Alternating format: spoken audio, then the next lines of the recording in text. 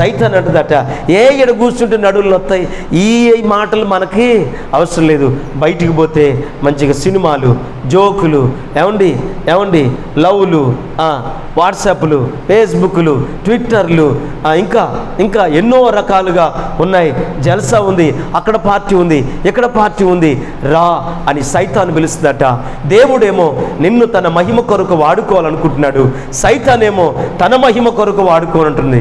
సైతాను వాడుకుంటే నిన్ను ఖచ్చితంగా నిత్య నరకాగ్ని గుండానికి తీసుకొని వెళ్తుంది.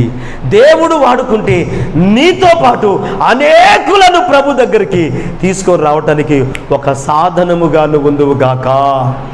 దేవుని చేతిలో నువ్వు ఉంటే ఒక అగ్నిగా మార్చబడతావు. నీ ముఖరూపము ఓ పరిశుద్ధమైన ముఖరూపంగా మార్చబడుతుంది. నీ వస్త్రములు ప్రకాశమానంగా మారునుగాక.